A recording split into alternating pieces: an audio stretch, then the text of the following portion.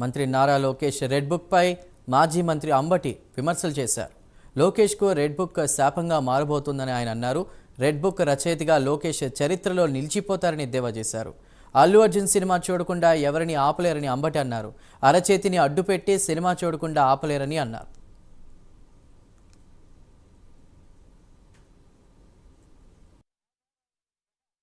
మోహన్ రెడ్డి గారి మీద ట్వీట్ చేసినటువంటి లోకేష్ గారి మీద ఇంకా ఇతరత్ర ఏవో పేర్లు ఉన్నాయి. వాళ్ళందరి మీద నా మీద పర్సనల్గా చేశారు, జగన్మోహన్ రెడ్డి గారి కుటుంబం మీద చేశారు. వారందరికీ ఆధారాలతో సహా మేము కంప్లైంట్స్ ఇచ్చాం. విచారణలో ఇవి నిలబడతాయని మేము నమ్ముతున్నాం.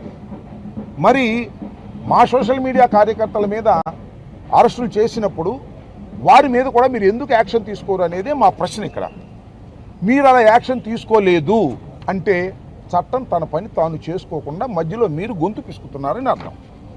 అలా చట్టం తన పని చేసుకునే విధంగా పోలీస్ యంత్రాంగం పనిచేయాలని మేము కోరుకుంటున్నాం.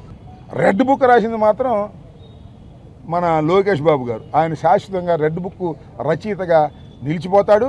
ఆ రెడ్ బుక్కే నీకు శాపం కాబోతుందని కూడా ఈ సందర్భంగా నేను చెప్తున్నాను. ప్రజాస్వామ్యంలో పార్టీలు మారతాయి, పద్ధతులు మారతాయి, గుర్తుపెట్టుకో. అది మీరు తెలుసుకోకపోతే మీరేం చేయలేరు. సన్ స్ట్రోక్ కొట్టిద్ది అంతే. అల్లు అర్జున్ గారి సినిమా మీద ఎంతమంది దుష్ప్రచారం చేసినా అది పార్ట్ 2 కదా.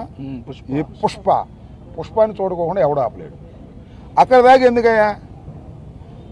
నందమూరి తారక రామారావు గారి కుటుంబం జూనియర్ ఎన్టీఆర్ సినిమాను చూడకుండా బహిష్కరించాలని ప్రయత్నం చేశారా? ఆపగలిగారా? అట్లాగే ఇప్పుడు ఆయన పేరేంటి అల్లు అర్జున్ గారి సినిమాని ఆపాలని ప్రయత్నం చేస్తే ప్రజలు చూడరు. బాగున్న సినిమా ఏదైనా చూస్తారు. జగన్మోహన్ రెడ్డి గారి మీద ట్వీట్ చేసినటువంటి లోకేష్ గారి మీద ఇంకా ఇతరత్ర ఏవో పేర్లు ఉన్నాయి. వాళ్ళందరి మీద నా మీద పర్సనల్గా చేశారు. ఇక అదానీ అంశంపై సీఎం రేవంత్ రెడ్డి స్పందించారు. అదానీ నుంచి తెలంగాణ ప్రభుత్వం నిధులు సేకరించినట్లు ప్రచారం జరుగుతుందని ఆయన అన్నారు. ఈ వ్యవహారంలో తనకు గాని మంత్రులకు గాని ఎలాంటి సంబంధం లేదన్నారు. స్కిల్ యూనివర్సిటీకి చాలా సంస్థ